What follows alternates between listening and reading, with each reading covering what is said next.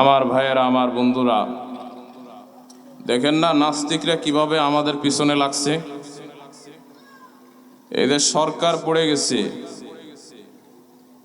নতুন সরকার আসবে, মধ্যবর্তী সময় অন্তর্বর্তীকালীন সরকার ক্ষমতায় তিনি দেশ চালাইতেছেন, কিন্তু আমাদের পাশের দেশের মানুষের ঘুম নাই, তাদের ঘুম হারাম হয়ে গেছে।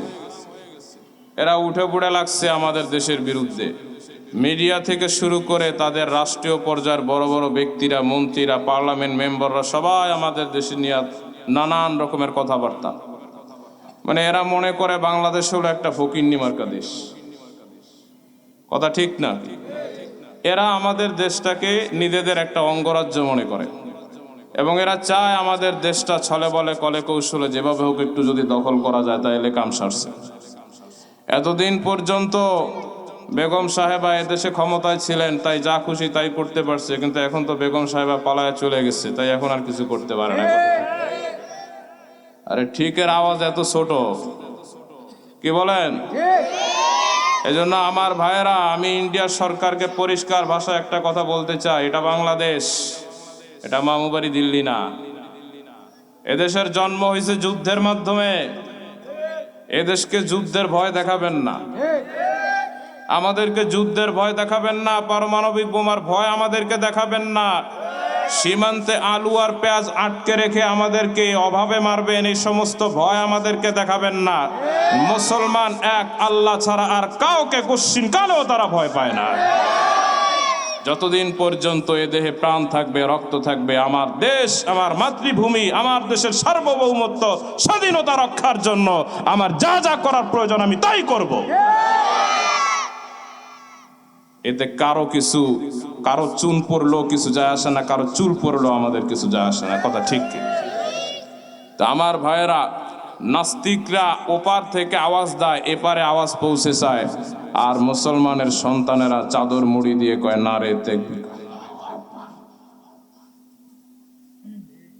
তো আমার একটা গল্প মনে পড়ছে যে এক বীর মুজাহিদ যুদ্ধ করবে, তো যুদ্ধ করবে ট্রেনিং দিছে, খুব সাহসী। তো কেমন সাহসী, আমাদের ওস্তাদ ক্লাসে গল্পটা বলতেছেন যে কয় নারে তাকবীর, আল্লাহু আকবার বলার পরে এখন যখন প্রতিপক্ষের লোকেরা কয় ধর মুসলমান, অমনি আস্তে করে সে আইসা সোজা খাটের নিচে গিয়ে লুকাইছে, লুকায় সে ওখান থেকে বলতেছে কয় নারে তাকবীর। কথা বুঝতে পারছেন? তাহলে তার সাহস কতখানি। সাহসের ঠেলায় সে ঘরের দরজা লাগাইছে, জানলা লাগাইছে, কই গিয়ে ঢুকাইছে? খাটের তলায়। তো আমার আপনার সাহস এরকম থাকলে তো হবে না, সাহসটা তো মুখ দিয়া প্রকাশ করতে হবে। সাহস আছে এই কথা বলে যদি চাদর মুড়ি দিয়া আস্তে করে কোন আমিন সুবহানাল্লাহ আলহামদুলিল্লাহ, তাহলে হবে? কণ্ঠ ছেড়ে বলেন আল্লাহ আমাদের এই মহাব্বতকে কবুল করেন, আওয়াজ দিয়া বলেন আমিন। ভাইয়েরা আমার, বলতেছিলাম যে কথা, সূরাতুল আনআমের একটি আয়াত তেলাওয়াত করেছি। আল্লাহ পাক এই আয়াতের ভিতরে ইরশাদ করেন, ফামান ইউরিদিল্লাহু আন ইয়াহদিয়াহু ইয়াশরাহ সাদরাহু লিল ইসলাম।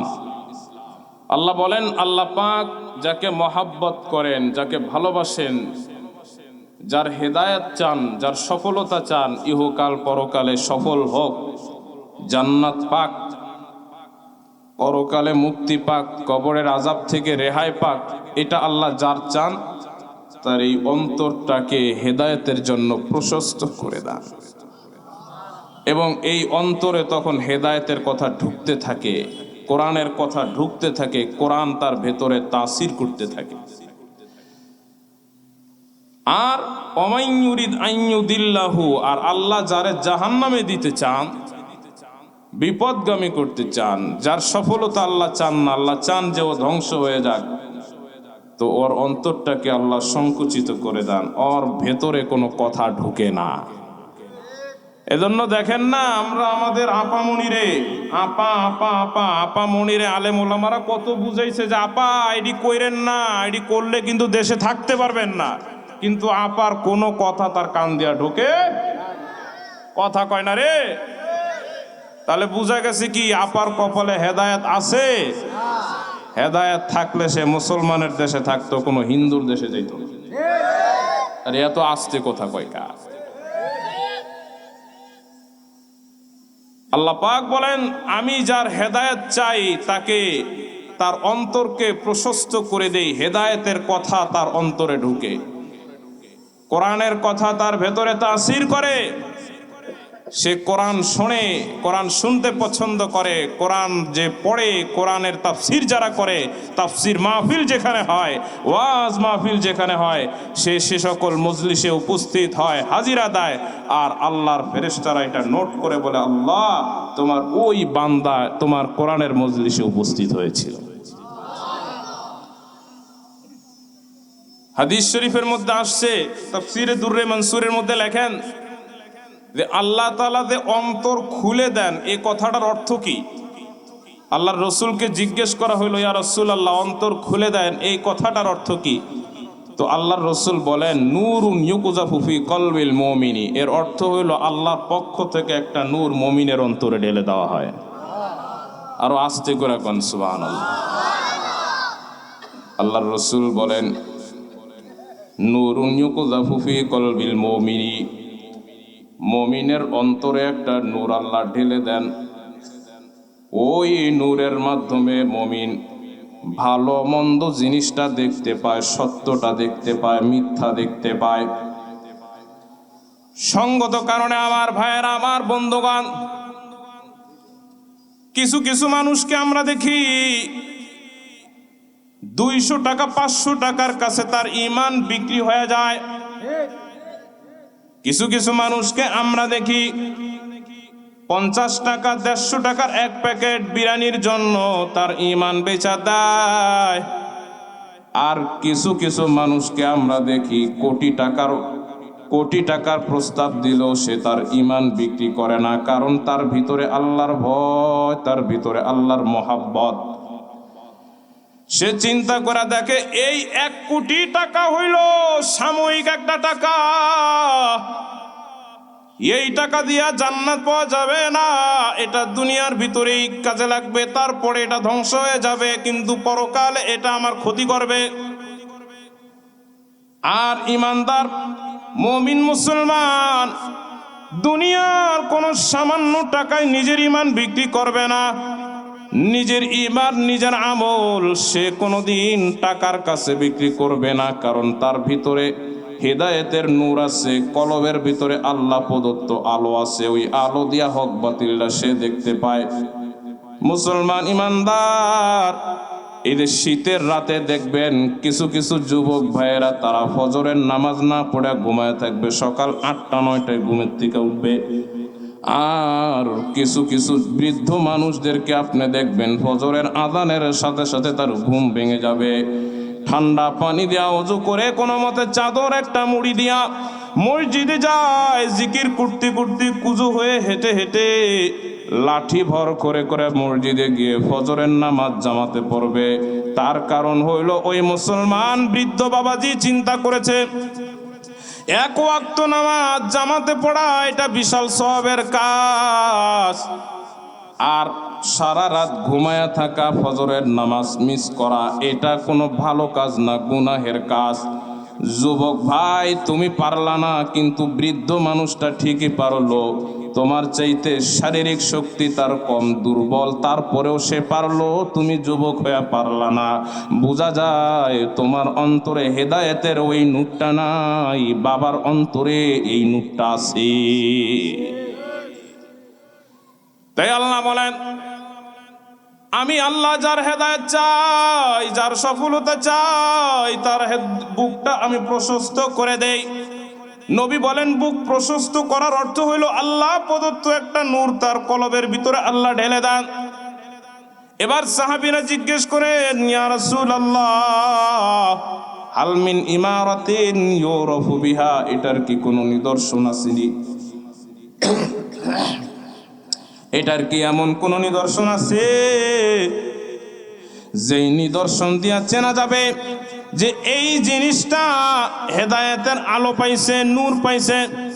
নবী বলেন, 3টা জিনিস যদি দেখো তাহলে বুঝবা এটা হেদায়েতের আলো ওয়ালা অন্তর। যদি কারো ভিতরে তিনটা কাজ দেখতে পাও তাহলে বুঝা নিবা তার কলবের ভিতরে হেদায়েতের নূর আছে। কয়টা কাজ? আমার সাথে সাথে বলেন কয়টা কাজ? তিনটা কাজ। এক নাম্বার, নবী বলেন আল ইনাবাতু ইলা দারিল খুলুদ। নবী বলেন এক নাম্বার হইল চিরস্থায়ী জান্নাতের জন্য প্রতি মুহূর্তে সে প্রস্তুত হইতে থাকবে। দেখা যাবে এক সময় তার মুখে দাড়ি ছিল না, এখন মুখে লম্বা দাড়ি। এক সময় মাথায় সুন্নতি টুপি ছিল না, এখন মাথায় তার সুন্নতি টুপি।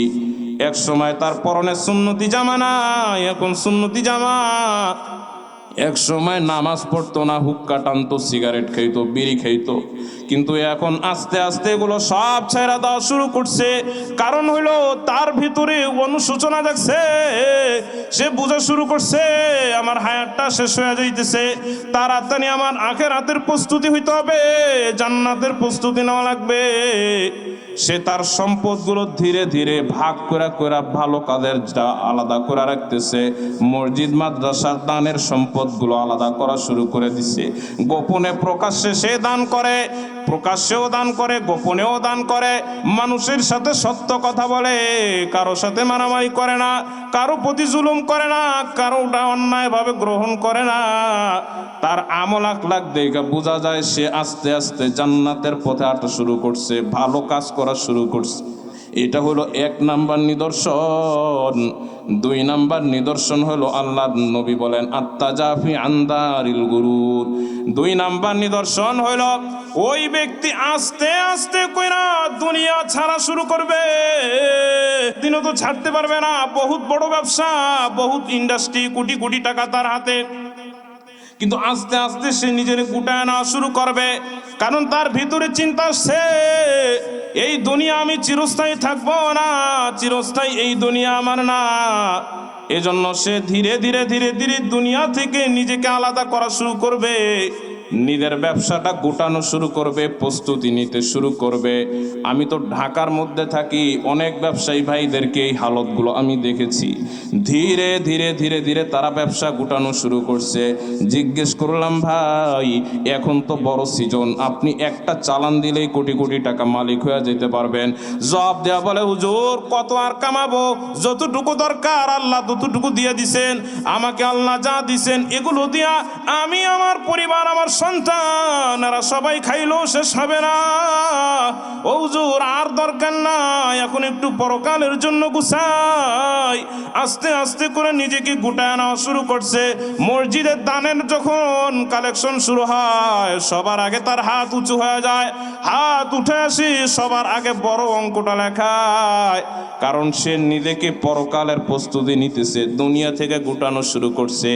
এই যে দুনিয়া থেকে নিজেকে ধীরে ধীরে ধীরে ধীরে গুটায় নিবে, এটা হলো তার দুই নম্বর নিদর্শন। কয় নাম্বার? মুসলমান আরো আওয়াজ দিয়া কোন কয় নাম্বার? এটা হলো দুই নাম্বার নিদর্শন। আল্লাহর নবী বলেন তিন নাম্বার আরেকটা নিদর্শন হলো ওয়াল ইস্তিদাদু লিল মাউতি ক্বাবলাল মাউত। তিন নাম্বার আরেকটা নিদর্শন হলো মৃত্যু আসার আগে আগে মৃত্যুর জন্য প্রস্তুত হয়ে যায়। কারণ মরণ এমন এক চিরসত্য, এই মরণের দরজা থেকে পালানোর ক্ষমতা কারো নাই। মুসলমান ইমানদার সাদ্দাত আল্লাহর সাথে চ্যালেঞ্জ করে দুনিয়ার ভিতরে জান্নাত বানাইছে যে আল্লাহর জান্নাত এসে যাইব না, বলেন নাউজুবিল্লাহ।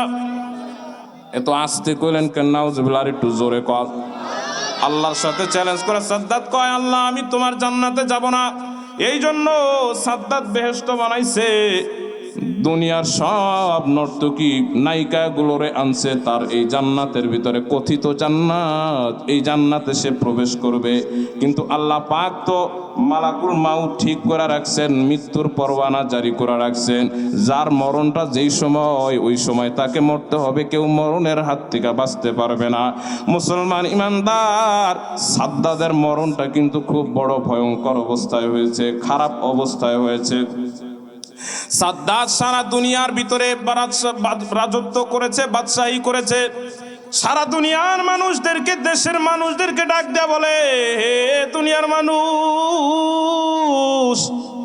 আরে কিসের আল্লাহর জান্নাতে যাইবা?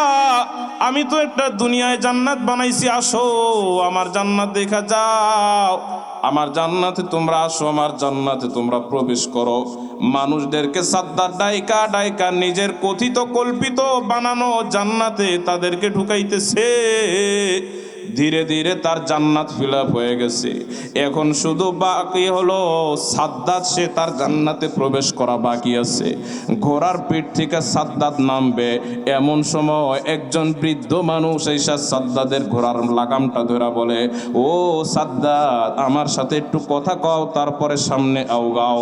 সাদ্দাত ধমক দেয়া বলে, এই বুড়া, তুই এখন বুঝে আসলি আমাকে বাধা দেওয়ার জন্য? শুভ কামের ভিতরে বাধা দিতেছো কেন আসছো তুমি?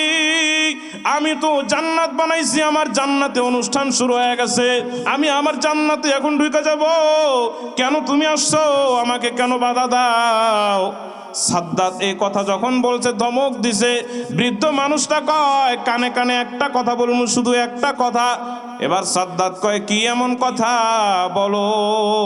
বৃদ্ধ মানুষটা সাদ্দাতের কানের সামনে মুখটা লাগায় কয়, সাদ্দাত, আমি সাধারণ কোনো মানুষ না, তোমার রাষ্ট্রের কোনো নাগরিক না, কোনো বৃদ্ধ মানুষ না, আমি হইলাম মালাকুল মাউত আজরাইল, তোমার মৃত্যুর পরোয়ানা নিয়া তোমার কাছে হাজির হয়েছি। ভাইয়েরা আমার, বন্ধুগণ আমার, এক পা ঘোড়ায় আরেক পা মাটিতে, এই অবস্থায় সাদ্দাতের রূহ কবজ করে নিয়ে গেছেন। কত বড় নাফরমান সাদ্দাত! আল্লাহ তাআলা সাদ্দাতকে বাঘের দুধ পান করাইয়া এত বড় বানাইছেন। সাদ্দাতের মা যখন সাদ্দাতকে প্রসব করবে, তাফসীরের কিতাবের মধ্যে লেখেন, এই সময় সাদ্দাতের মা যেই জাহাজে করে যাইতেছেন, সাগর পাড়ি দিতেছেন, ওই জাহাজটা নদীর ঝড়ের কবলে পড়ে ডুবে গেছে। আল্লাহ পাক এমন সময় মালাকুল মাউতকে ডাক দেয়া বলে, আজরাইল, যাও, ওই জাহাজের যতগুলো যাত্রী আছে পানির ভিতরে ডুবছে, সবার প্রাণটা তুমি হরণ করে নিয়ে আসো। মালাকুল মাউত যখন আসছে, জান কবজ করা শুরু করছে, এমন সময় দেখে একটা অন্তঃসত্ত্বা নারী তার বাচ্চা প্রসব করতেছে পানির ভিতরে। মুসলমান ইমানদার মেডিকেল সায়েন্সও কিন্তু একটা কথা বলে, কি সেই কথা?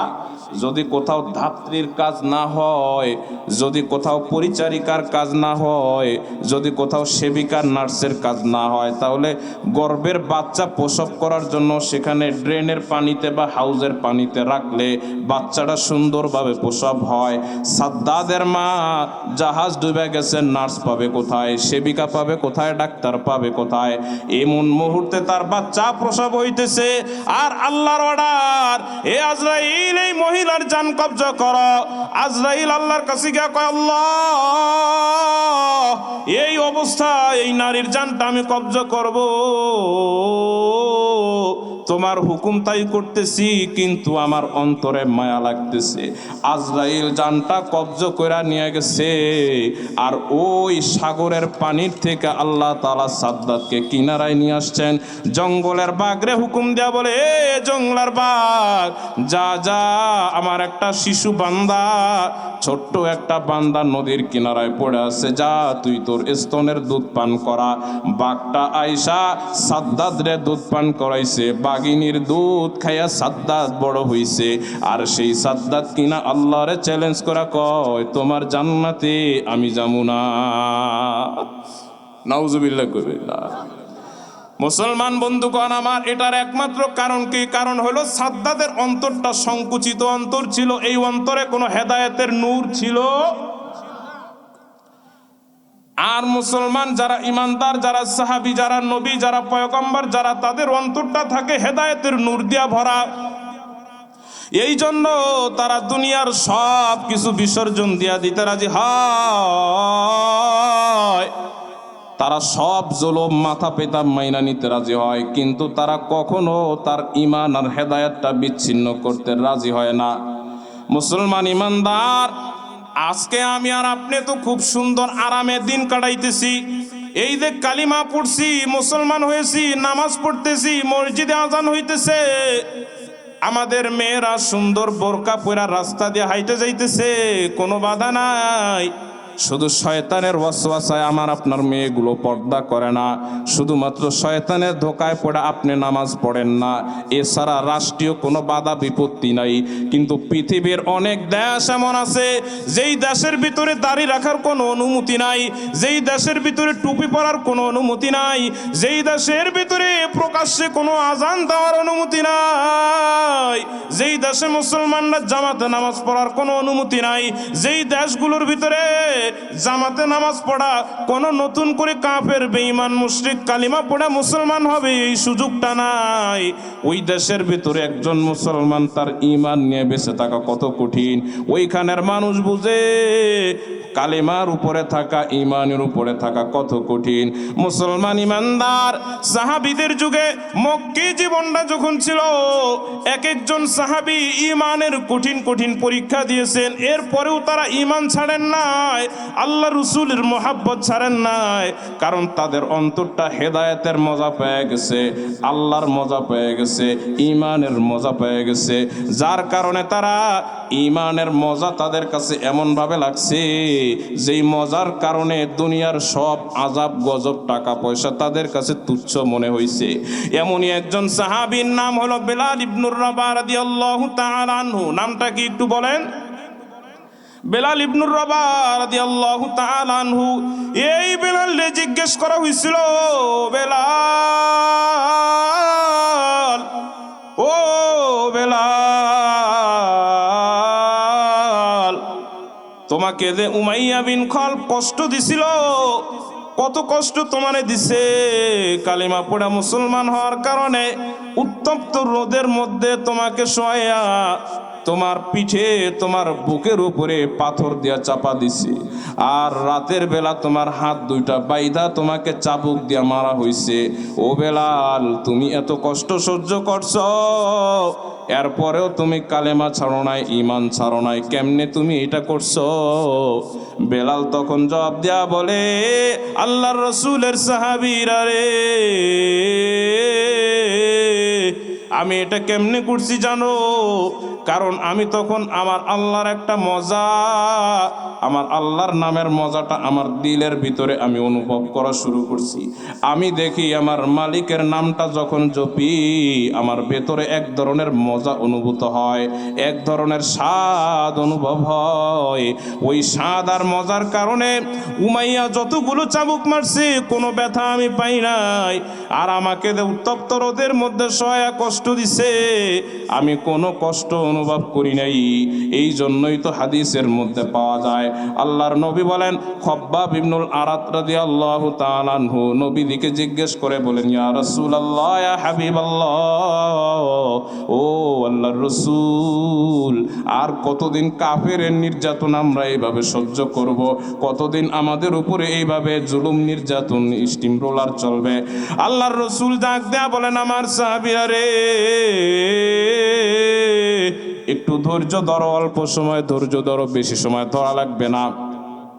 আরে তোমরা তো সামান্যই কষ্ট করেছো, তোমাদের পূর্ববর্তী অনেক ইমানদারদের হালত এমন হয়েছে, সত্য দিন গ্রহণ করার কারণে, সত্য কালিমা পড়ার কারণে তাকে মাটির নিচে গর্ত কইরা তাকে শোয়ানো হয়েছে, আর দুইটা হাত তার এইভাবে বেঁধে দিয়ে লোহার চিরুনি দিয়া তার শরীরটা আঁচড়ে আঁচড়ে তার শরীরের মাংস চামড়াগুলো হাড্ডি থেকে আলাদা করা হয়েছে। অপরাধ শুধু একটা, তারা আল্লাহর কালিমা পড়েছে, এক আল্লাহর ইবাদত করেছে। আর তোমরা তো সামান্য একটু কাফেরের কষ্ট পাও, এতে কি আসে যায়? খাব্বাব ইবনুল আরাত বলেন, আল্লাহর নবী যখন এই কথা বলছে, এই কথা শোনার পর আমার ভিতরে ঈমানের নূর বেড়ে গেছে, আমার হেদায়েতের আলো বেড়ে গেছে। এই খাব্বাব ইবনুল আরাতকে মদিনার মানুষরা যখন জিজ্ঞেস করছে, ও খাব্বাব, কি কষ্ট তুমি করেছো, কেমন কষ্ট তোমাকে দেওয়া হয়েছিল? খাব্বাব ইবনুল আরাত নিজের পিঠের থেকে থেকে চাদর আর জামাটা সরাইয়া বলে, দেখো দেখো আমার পিঠটা একটু তাকায় দেখো, আমার পিঠের ভিতরে সব নিদর্শনগুলো আছে। বলে কি নিদর্শন? তাকায়া দেখে তার পিঠের মেরুদণ্ডের হাড্ডির পাশে কোনো গোশত নাই, চামড়া নাই, কিচ্ছু নাই, শুধু কতগুলো হাড়। এই দৃশ্য দেখা ওমর ইবনুল খাত্তাব কান্না শুরু করছে। বলে কেমনে হইছে? খাব্বাব ইবনুল আরাদ ডাক দিয়া বলেন, আমিরুল মুমিনিন, যখন মক্কার মানুষগুলো জানতে পারছে আমি কালিমা পড়া মুসলমান হয়েছি, তারা তখন জ্বলন্ত অঙ্গারগুলো, জ্বলন্ত কয়লাগুলো, কাঠ পোড়ানো কয়লাগুলো তারা এইভাবে রাস্তার মধ্যে বিছাইছে। আর ওই কয়লার উপর দিয়া আমি খব্বাব রে টাইনা টাইনা নিয়া আমার পিঠের গোশত আর চামড়াগুলো এগুলো পুড়ে পুড়ে কয়লার আগুনগুলো দিয়ে গেছে। এত কষ্ট ওরা আমারে দিছে, আমার এই কারণে পিঠের মেরুদণ্ডের হাড়ের পাশে কোনো চামড়াও নাই, কোনো গোশত নাই। কত কষ্ট তারা করছে। এত কষ্ট করার পরেও তারা কালেমা ছাড়ে নাই, ঈমান ছাড়ে নাই, মুহাম্মদ রাসূলুল্লাহর সঙ্গ ছাড়ে নাই। তার কারণ হলো তাদের ভেতরে ছিল কি? হেদায়েতের নূর। কি ছিল? আর এই হেদায়েতের নূর যার ভেতরে থাকবে সে ঈমানের মজা পাবে, সে ঈমানের স্বাদ পাবে, ইবাদতের মজা পাবে, নামাজের মজা পাবে, পর্দার মজা পাবে, আল্লাহর দ্বীন মেনে চলার মজা পাবে। তাকে হাজার কোটি টাকার প্রলোভন দিও, ইসলাম থেকে, শরীয়ত থেকে এক বিন্দু পরিমাণ সরানো যাবে না। মুসলমান ঈমানদার, আপনারা আমরা কি চাই এরকম ঈমানওয়ালা হইতে? জোরে বলেন, চাই কিনা? যদি এরকম ঈমানওয়ালা হইতে চান তাহলে তিনটা জিনিস আপনাদের অর্জন করতে হবে। কয়টা জিনিস? কয়টা জিনিস? তিনটা জিনিস আপনাদের অর্জন করতে হবে। আল্লাহর রাসূল হাদিসের মধ্যে বলেন, বুখারী শরীফের বর্ণনা, সালাসুন মান কুন্না ফীহি ওয়াজাদা বিহিন্না হালাওয়াতাল ঈমান। আমার সাথে সাথে বলবেন, এক নাম্বার, আল্লাহর রাসূল বলেন তিনটা গুণ যদি কারো ভিতরে থাকে, সে এই তিন গুণের কারণে ঈমানের মজা পাবে, ইবাদতের মজা পাবে, নামাজের মজা পাবে, জিকিরের মজা পাবে, তেলাওয়াতের মজা পাবে। নামাজ পড়ারও যে একটা মজা আছে সেই মজাটা সে পাবে। এখন তো আমি আপনার নামাজ পড়ি কিন্তু মজা পাই না। কি বলেন? কেন? কারণ এই তিন জিনিসের ভিতরে একটু হিসাব করবেন কোনটার ঘাটতি আছে। যেই জিনিসটার ঘাটতি আছে সেই জিনিসটা পুরা করতে হবে। পারবো তো ইনশাআল্লাহ? আল্লাহ পাক এই যে আমি বক্তা ওয়াজ করতেছি, আমাকেও ওই তিন গুণের অধিকারী হওয়ার তৌফিক দান করুন। আপনারা শ্রোতারা শুনতেছেন, আপনাদেরকেও ওই তিন গুণের অধিকারী হওয়ার তৌফিক দান করুন। এক নাম্বার, আইয়াকুন আল্লাহ ওয়া রাসূলুহু আহাব্বা ইলাইহি মিম্মা সিওয়াহুমা।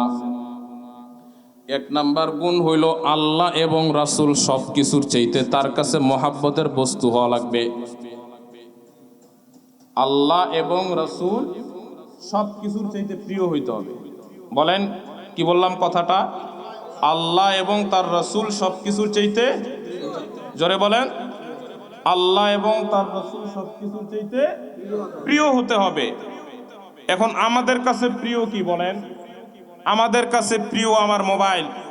যারা যুবক পোলাপাইন আছেন, এসএসসি এইচএসসি লেভেলের, একটা আইফোন 16 প্রো ম্যাক্স না হইলে না, অথবা আলট্রা, কে কথা বলেন না কেন? কলেজের পোলাপাইন যারা আছেন, একটা হুন্ডা, এটা আমার কাছে প্রিয়। ব্যবসায়ী ভাই যারা আছি, ব্যবসা আমার কাছে প্রিয়। চাকুরিজীবী যারা আছি, চাকুরি আমার কাছে প্রিয়। আল্লাহ এবং রাসূল আমার কাছে প্রিয় না। আমি মুখে বলি আল্লাহ এবং রাসূল আমার কাছে প্রিয়, কিন্তু বাস্তবে এটা আমার কাছে প্রিয় না। কেমনে? বসে আমারে টাইম দিছে সকাল 8টায় অফিসে যাইতে হবে, তো বসের টাইম অনুযায়ী সকাল 8টার ভিতরে অফিস করার জন্য আমি 7টায় ঘুম থেকে উঠা যাই, পোশাক আদি পরি, নাস্তা পানি খাই, খাওয়ার পরে ঠিক 8টা বাজার 10 মিনিট আগে আমি অফিসে হাজিরা দিই। কিন্তু বসেরও বস আমার আল্লাহ আমাকে টাইম দিছেন ফজরের নামাজ সুবহে সাদিক হওয়ার পরে জামাতে পড়তে হবে, এইটা তো আমি মানি না। আওয়াজ ছোট হয়ে গেছে। তাহলে আল্লাহ রাসূল প্রিয় হইল না বসের চাকরি প্রিয় হইল? হোন্ডা যার কাছে প্রিয়, হোন্ডা মোটর সাইকেল পিপিপ, এটা যার কাছে প্রিয়, সে বাবার কাছে এসে বায়না ধরে, এবার যদি আমারে হোন্ডা কিনা না দিস তাহলে কিন্তু খবর আছে, দেখবা আমি আলাদা হয়ে যাবো, এই কর্মু সেই কর্মু, অমুক কর্মু তমুক কর্মু। এই যতগুলো কথা বলছে এগুলো সবগুলো পিতামাতার অবাধ্যতার আচরণ কিনা একটু বুঝা বলেন তো। আরে কথা বলেন রে, পিতামাতার অবাধ্যতা কিনা? এইটা সে করতে রাজি হয়েছে এবং এই এক বায়না বাস্তবায়ন করার জন্য সে খাওয়া দাওয়া বন্ধ করে দিছে, নাওয়া বন্ধ করে দিছে, কথাবার্তা বন্ধ করে দিছে, পিতামাতার সাথে ভালো আচরণ করা বন্ধ করে দিছে, সব কিছু করা বন্ধ করছে। তাহলে তার কাছে কি আল্লাহ রসুল প্রিয় হইল নাকি তার কাছে হোন্ডা প্রিয় হইল? আইফোন যার কাছে প্রিয় সে আইফোনটা নেওয়ার জন্য সে সব কিছু বন্ধ করে দিছে এবং আইফোন কিনা দেওয়ার পরে এবার আগে মেয়ে স্কুলে যাইতো, অন্তত চেহারাটা তার ঢাকা থাকতো, হাত মোজা না পরলেও চেহারা ঢাইকা, মুখে একটা মাস্ক লাগায়া, ডিজিটাল পর্দা যেগুলো আর কি আছে না আমাদের দেশে, এটার নাম দিছি আমি ডিজিটাল পর্দা। কি পর্দা? কথা কয় না রে, পুরা হাত পা খোলা, সব খোলা, এখানে একটা মাস্ক লাগাইছে আর উপরে একটা ওড়না, বাস ডিজিটাল পর্দা। এইটা আবার কোন ধরনের পর্দা? এই পর্দা করতেছে। তো এইটাও হইলেও তো তাও ভালো, অন্তত এইটুক ঢাকা ছিল। কিন্তু এবার আইফোন কিনা দেওয়ার পরে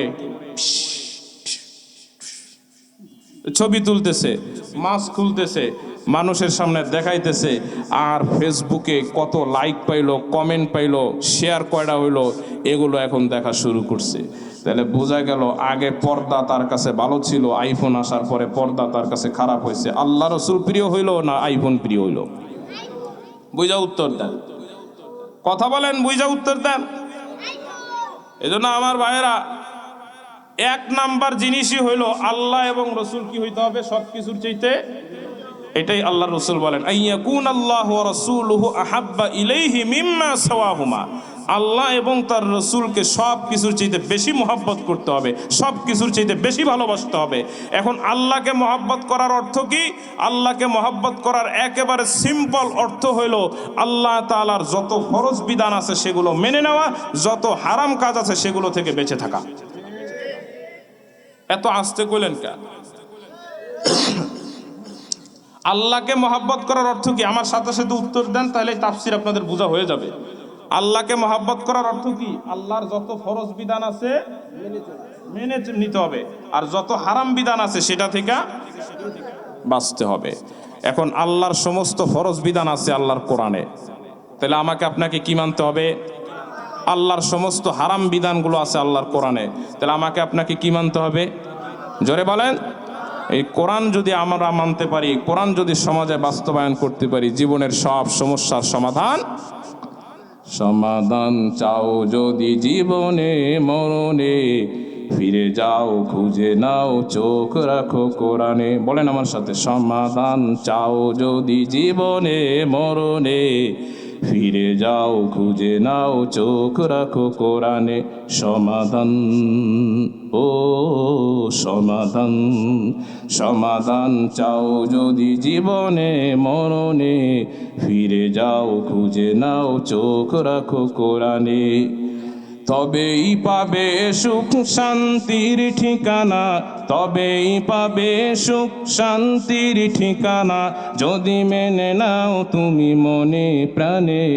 সমাধান, সমাধান চাও যদি জীবনে মরণে, সবাই সমাধান চাও যদি জীবনে মরণে, ফিরে যাও খুঁজে নাও চোখ রাখো কোরআনে। সমাধান এ বাণী সকলের নয় শুধু মুমিনের, যারাই চলবে মেনে ফল পাবে কোরআনের। কথা ঠিক না বেঠিক? এ বাণী সকলের নয় শুধু মুমিনের, যারাই চলবে মেনে ফল পাবে কোরআনের। ঘরে বলো কিংবা রাষ্ট্রে বলো, ঘরে বলো কিংবা রাষ্ট্রে বলো, অশান্তি দূর করে শান্তি আনে। সমাধান, সমাধান চাও যদি জীবনে মরণে, ফিরে যাও খুঁজে নাও চোখ রাখো কোরআনে। সমাধান চাও যদি জীবনে মরণে, ফিরে যাও খুঁজে নাও সমাধান। এ যে চির অম্লান চির মুক্তির ডাক, এ যে মহাবাণী খোদারি কালামে পাক। এ যে চির অম্লান চির মুক্তির ডাক, এ যে মহাবাণী খোদারি কালামে পাক। এই দুনিয়া আর সেই দুনিয়া, এই দুনিয়া আর সেই দুনিয়া, মুক্তি পাবে তুমি দোজাহানে। সমাধান সমাধান চাও যদি জীবনে মরণে, ফিরে যাও খুঁজে নাও চোখ রাখো কোরআনে। সকল সমস্যার সমাধান দিতে পারে কে? জোরে বলেন কে? এজন্যই তো আল্লাহর রসুল বললেন, আইয়াকুন আল্লাহু ওয়া রাসূলুহু আহাব্বা ইলাইহি মিম্মা সিওয়াহুমা। আল্লাহ এবং তার রসুল সব কিছুর চাইতে প্রিয় বস্তু হওয়া লাগবে। কোরআনের কথা মানা লাগবে, কোরআন অনুযায়ী জীবন করা লাগবে। রাজি আছেন? আরে কথা কয় না, রাজি আছেন? যদি এই কোরআন অনুযায়ী জীবন করতে পারেন, তাহলে আপনি বুঝবেন ইমানের মজা আপনি পাবেন, ইবাদতের মজা পাবেন। জীবনে অশান্তি বলতে কোনো জিনিস থাকবে না, শান্তি আপনার ঘরে ভরে যাবে। আল্লাহ পাক আমাদের সকলকে বোঝার তৌফিক দান করুন। এটা হলো এক নাম্বার। এর সাথে আরেকটু জিনিস হলো রসুলকে মহাব্বত করা। এ রসুলকে মহাব্বত করার অর্থ হলো রসুলের সুন্নত দিয়ে জীবন সাজানো। কি দিয়ে জীবন সাজানো? জোরে বলেন। এখন রসুলের সুন্নত হইল মুখে কি রাখা, কিন্তু আমি তো কি, হ্যাঁ, তাহলে এটা রসুলের সুন্নত না? নবীজি দাড়ি ছাড়ছেন না? কথা কন না কে? রসুলের সুন্নত হইল মাথায় টুপি পড়া, কিন্তু টুপি তো আমার কাছে বিষের মতো লাগে। নবীজির সুন্নত হইল পাগড়ি পরা, পাগড়ি তো আমার কাছে ভালো লাগে না। নবীজির সুন্নত হলো লম্বা জামা গায়ে দেওয়া, লম্বা জামা তো আমার কাছে কেউ বাজান কথা কন্যা দিয়ে হবে। হ্যাঁ, তাহলে রসুলের সুন্নত দিয়ে জীবন সাজানো হইলো। রসুলকে মোহাব্বত করার অর্থ নবীর সুন্নত দিয়ে জীবন কি করতে হবে? সাজাইতে হবে। আল্লাহ পাক নবীকে মোহাব্বত করার যে অর্থ, এটা স্পষ্ট করেই বলে দিচ্ছে কোরআনের ভিতরে। আল্লাহ বলেন, লাকাদ কানা লাকুম ফি রাসূলিল্লাহি উসওয়াতুন হাসানা। তোমাদের রসুলের ভিতরে তোমাদের জন্য উত্তম আদর্শ আছে। আরে কোথায় তোমরা মেসি আর নেইমারকে অনুসরণ করো? আরে ওদের ভিতরে কোনো আদর্শ নাই, আদর্শ আছে আমার বন্ধু মুহাম্মদুর রাসূলুল্লাহর ভিতরে। অনুসরণ যদি করতে হয় তাকেই তোমরা অনুসরণ করো।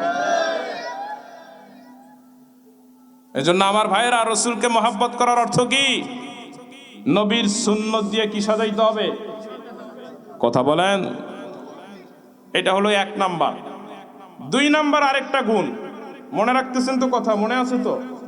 দুই নাম্বার আরেকটা গুণ, দুই নাম্বার গুণ যেটা, সেটা হলো নবীজিকে যে মহাব্বত করবেন, এটার আরেকটু ব্যাখ্যা আছে, এটা বলে সামনে যেতেছি। নবীজিকে মহাব্বত করার আরেকটা অর্থ হলো নবীর আদর্শ সমাজে বাস্তবায়ন করতে হবে। নবীর আদর্শ সমাজে, এখন নবীর আদর্শ ছিল সমাজে কোরআনের রাজত্ব কায়েম করা। এখন আমাকে আপনাকেও কোরআনের রাজত্ব কায়েম করার জন্য কি করতে হবে? চেষ্টা। বুঝতে পারতেছেন? এটা হলো নবীকে মহাব্বত করা একটা অর্থ। এতে যদি আমার দুনিয়া উল্টেও যায়, যাক, তারপরও আমাকে এই আদর্শ ধরে রাখতে হবে। পারবেন তো ইনশাআল্লাহ? কথা বলেন, পারবেন তো ইনশাআল্লাহ? এটা আপনারা কেমনে করবেন? এখন তো গণতন্ত্রের একটা চলতেছে, এদের সামনে যে নির্বাচন আসতেছে, নির্বাচনের সময় আপনি চেষ্টা করবেন, দেখবেন যে কারা এদেশে ইসলাম কায়েম করতে চায়, তাদের পক্ষে থাকবেন। এই পারবেন? আল্লাহ পাক তৌফিক দান করুন। মুসলমান ভাই বন্ধুগণ আমার, আল্লাহর রসুলকে মহাব্বত করার অর্থ হইল সমাজে নবীর সুন্নত বাস্তবায়ন করা, জীবনে বাস্তবায়ন করা, নবীর রাজত্ব, নবী যেটা বাস্তবায়ন করেছে সে আদর্শ সমাজে বাস্তবায়ন করা। ভাইয়েরা আমার, এজন্য যদি আমার দুনিয়া উল্টে যায়, দুনিয়ার সব কিছু যদি বিসর্জন দিতে হয়, আমি সব কিছু বিসর্জন দিতে রাজি, কিন্তু আমার নবীর আদর্শ বিসর্জন দিতে রাজি না। ভাইয়েরা আমার, বন্ধুগণ আমার, রাসূলের একজন সাহাবী, নাম তার আব্দুল্লাহ,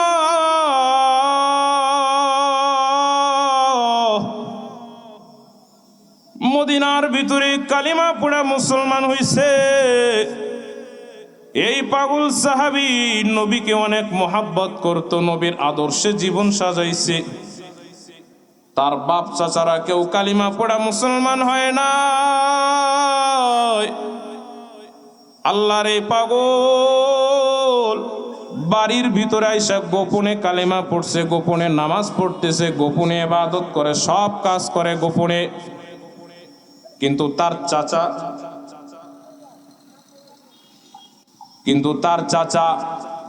তার এই চাচা সন্দেহ করা শুরু করছে, আব্দুল্লাহ জুল বাজাদাইন কি হইল, তার ঘটনা কি, কেন সে আস্তে আস্তে করে নামাজের থেকে আলাদা হওয়া শুরু করছে, নিজের রুমের ভিতরে থাকে, সব তালা মাইরা রাখে। ভাইরা আমার, বন্ধুগণ আমার, একদিন দেখে আব্দুল্লাহ জুল বাজাদাইন কেমন জানি নামাজের মতো করে। যেই জিনিসটা সে মদিনার সাহাবীদেরকে দেখে, নামাজ পড়ার পর আব্দুল্লাহরে ডাক দেয়া, চাচা ডাক দেয়া বলে, বাজান রে, তুমি কি মুহাম্মদের ধর্ম গ্রহণ করেছো নাকি? জবাব দেয়া বলে, চাচা আমি মুহাম্মদের ধর্ম গ্রহণ করেছি, এখন আর সত্য লুকানোর টাইম নেই। সাথে সাথে চাচা রাগান্বিত হয়ে জবাব দেয়, মুহাম্মদের ধর্ম যেহেতু গ্রহণ করেছো, আমি দেখবো তোমার ভিতরে মুহাম্মদের মহাব্বত বেশি না আমাদের মহাব্বত বেশি। মুহাম্মদের মহাব্বত যদি বেশি হয়, এই ঘরের থেকে এই মুহূর্তে বের হয়ে যাও, শরীরের সব পোশাকগুলো খুলে দিয়ে তুমি আলাদা হয়ে যাও। এই বাড়ির ভিতরে তুমি থাকতে পারবা না, বাড়ির কোনো সম্পদ তুমি পাবা না, কোনো কিছুই তোমাকে দেওয়া হবে না। সাথে সাথে সে ঘর থেকে বের হয়ে যাইতেছে। পেছন দিক থেকে চাচা আবার ডাক দেয়া বলে, পরনে যে পোশাকটা পরছো, ওই পোশাকটাও আমি চাচা তোমাকে কিনে দিয়েছি, ওই পোশাকটাও খুলে ফেলো। এবার পোশাকটাও খুলে ফেলেছে, উলঙ্গ অবস্থায় বের হয়ে যাইতেছে। এমন সময় মা দরদি, মা জননী ডাক দেয়া বলে, আব্দুল্লাহ, আমার পরনের ওড়নাটা আমি তুলে দিলাম, অন্তত লজ্জায় স্থানটা একটু ডেকে নে। ওই ওড়নাটা কোনো মতে গিট্টু দিয়া নিজের লজ্জায় স্থান ডাক দিয়া গভীর রাতে আল্লাহর রসুলের রওজার সামনে দাঁড়ায় নবীজিকে সালাম জানায়, দরজার ভিতরে করাঘাত করে। আল্লাহর নবী ডাক দেয়া বলে, এত রাতে কে? আব্দুল্লাহ ডাক দেয়া বলে, ইয়া রাসূলুল্লাহ, ইয়া হাবিবাল্লাহ, আমি আব্দুল্লাহ এসেছি। আমার কালেমা পড়ার তথ্য আমার চাচারা জেনে গেছে, আমার বাসা থেকে বের করে দিছে। ওগো আল্লাহর রাসূল, আমাকে সম্পদ থেকে বঞ্চিত করছে, কাপড় চোপড় খুলে রেখে দিয়েছে। আমি এই অবস্থায় এসেছি, আমার মা একটা ওড়না শুধু দিছে, ওইটা দিয়া লজ্জা স্থানটা ডেকে আপনার কাছে এসেছি। নবী গো, আপনার মহাব্বতের কারণে আমি চাচা ছাড়ছি, বাবা ছাড়ছি, মা ছাড়ছি, সন্তান ছাড়ছি, সম্পদ ছাড়ছি, পরিবার ছাড়ছি, আমার একে একে সব ছাড়ছি, সব বিদায় দিতে পারছি, কিন্তু আপনার মহাব্বত আমি বিদায় দিতে পারলাম না। ওগো নবীজি, একটু আপনার নুরানি চেহারাটা আমি দেখতে চাই। আল্লাহর নবী দরজা খুলে দিয়ে আব্দুল্লাহর বুকে জড়ায় ধরে কান্দে। নবী কান্দে আর কয়, আমার আব্দুল্লাহ কত ধনী পরিবারের সন্তান, সকালে একটা কাপড় পরলে বিকালে আরেকটা কাপড় পরতো, কিন্তু সেই আব্দুল্লাহ এখন দেখি আমার ধর্ম গ্রহণের কারণে, আমার মহাব্বতের কারণে সব থেকে বঞ্চিত করে দেওয়া হয়েছে। নে আব্দুল্লাহ নে, আমি মুহাম্মদুর রাসূলুল্লাহর ব্যবহারের দুইখান কাপড় তুলে দিয়ে দিলাম, এই কাপড় দুইটা তুই ব্যবহার কর। এই নবীর মোহাব্বতের কাপড় দুইটা আব্দুল্লাহ নিজের শরীরে জড়ায়া রাখছে, এখান থেকে তার টাইটেল হয়ে গেছে জুলবাজাদাইন, মানে দুই পাটওয়ালা কাপড়। নবীর দুইটা কাপড় আব্দুল্লাহর পরনে আসছে। নবী আব্দুল্লাহর ডাক দিয়ে জিগায়, আব্দুল্লাহ তোমার কোনো আকাঙ্ক্ষা থাকলে তুমি আমার কাছে বলো। আব্দুল্লাহ ডাক দিয়া বলে, ইয়া রাসূলুল্লাহ, ইয়া হাবিবাল্লাহ, আমার তেমন কোনো চাওয়া নাই, দুনিয়ার কোনো চাওয়া পাওয়া নাই। শুনেছি শহীদ হইলে নাকি মরণের কোনো কষ্ট হয় না, শহীদ হইলে আল্লাহর জান্নাতে সরাসরি যাওয়া যায়। আমার দিলের তামান্না নবী গো, আমি আপনার সাথে জিহাদের ময়দানে যাব, শাহাদাত বরণ করব। আপনার কাছে আমি শহীদ হয়ে উঠতে চাই, হাসরের মাঠে শহীদ হইতে চাই। ঠিকই পরবর্তীতে অল্প কিছুদিনের মাথায় যুদ্ধের ঘোষণা আসলো। আব্দুল্লাহ জুলবাজাদাইন যুদ্ধের ময়দানে হঠাৎ করে জ্বরাক্রান্ত হইলেন, শরীরে প্রচন্ড জ্বর, শরীর থরথর করে কাঁপা শুরু করছে। আল্লাহর নবীর কাছে খবর দেওয়া হইল, নবী গো, আপনার সাহাবী আব্দুল্লাহ বড় অসুস্থ, মৃত্যুর শয্যায় শায়িত আছে। আপনি যদি একটু দেখা দেখতে চান তাহলে তার কাছে চলে যান। নবী আসার পরে আব্দুল্লাহর মাথাটা নিজের কোলের মধ্যে রাখলেন, নবীর কোলের ভিতরে মাথা রেখা আব্দুল্লাহ কালিমা পড়া শেষ বিদায় নিয়ে গেছেন। নবী কাঁদতেছেন। আল্লাহর নবী ডাক দিয়া বলেন, আমার সাহাবীরা রে, আব্দুল্লাহর জানাজার ব্যবস্থা করো, দাফন কাফনের ব্যবস্থা করো, আমি নবী নিজে জানাজা পড়াবো। নবী নিজে জানাজা পড়াইলেন, নবী নিজে আব্দুল্লাহর কবরে নামলেন। নবী বললেন, আমার আব্দুল্লাহর লাশটা আমার কাছে দাও, আমি নিজে আমার আব্দুল্লাহরে কবরে রাখবো। নবী আব্দুল্লাহর লাশটা কবরের মধ্যে রাখেন আর আল্লাহর কাছে দোয়া করে বলেন, আল্লাহ আমার আব্দুল্লাহরে আমি তোমার কাছে সঁপে দিলাম গো মালিক, আমি আমার আব্দুল্লাহর প্রতি খুশি, তুমিও খুশি হয়ে যাও। পাশে ওমর ইবনুল খাত্তাব দাঁড়ানো ছিলেন, কান্না শুরু করে দিয়েছেন। ওমর কাঁদতে কাঁদতে বলেন, আব্দুল্লাহ তোর ভাগ্যটা যে কত ভালো, তোর জায়গায় যদি আমার ওমরের লাশটা হইতো তাইলে অন্তত নবীর এই মায়ার হাতে আমার দাফন হইতো, আর নবীর এই নুরানি দোয়াগুলো আমি ওমরের কপালে জুইটা যাইতো। रागाया उसमें आजा रूह बेलाली न रहे, फलसफा रह गया तलकीन गजाली न रहे।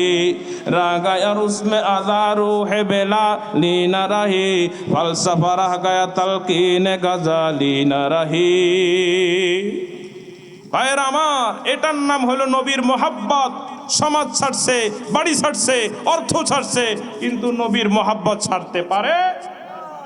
নবীর মোহাব্বত আমাদের অন্তরে আছে তো? কথা বলেন, আছে কিনা? আমি আর লম্বা করব না, সময় অল্প সময়ের ভিতরে ছেড়ে দিতেছি।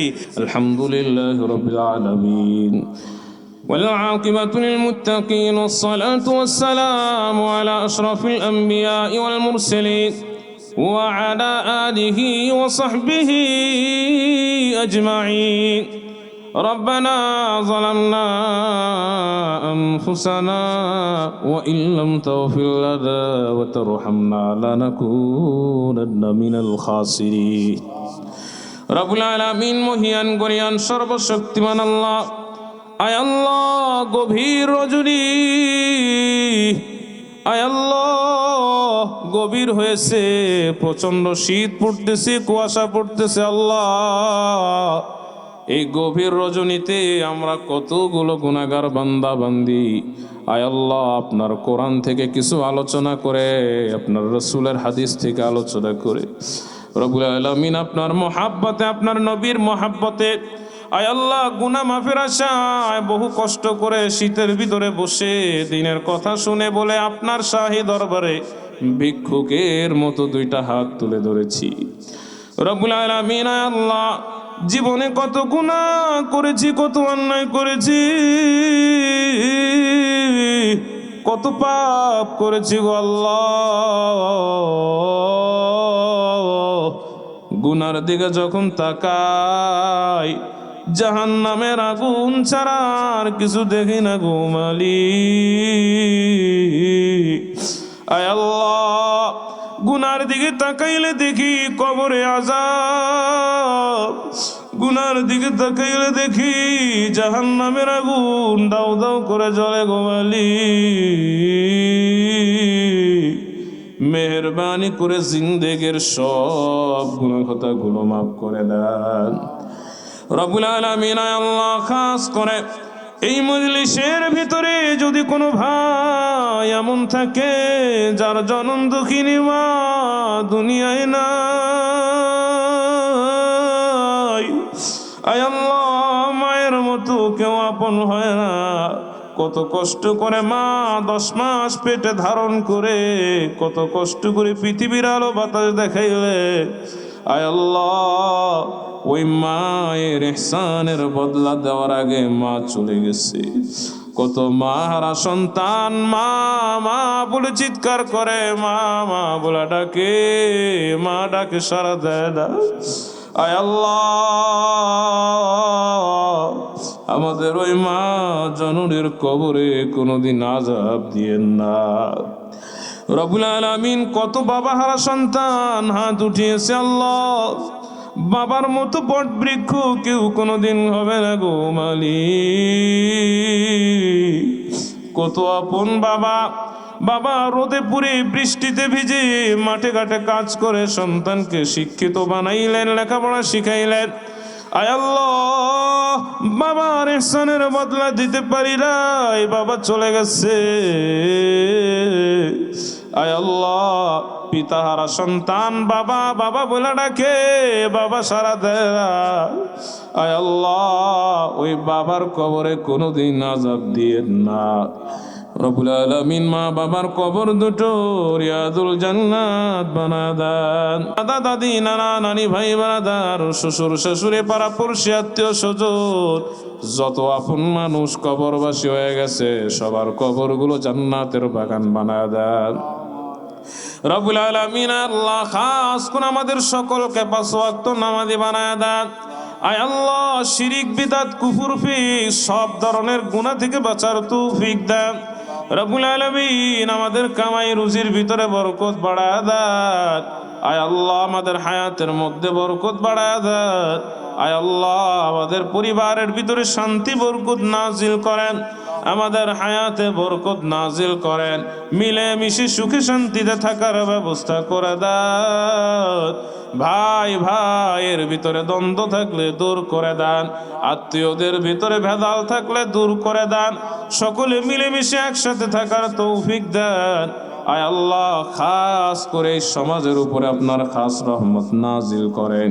আয় আল্লাহ, এই মাদ্রাসাকে আপনি কবুল আর মঞ্জুর করে নেন রব্বুল আলামিন। এই মাদ্রাসার যত চিজ ও আসবাবের প্রয়োজন সব খাজানায়ে গায়েব থেকে ব্যবস্থা করে দেন রব্বুল আলামিন। আল্লাহ, খাস করে মালিক আজকের এই মাহফিলকে কবুল আর মঞ্জুর করে নেন।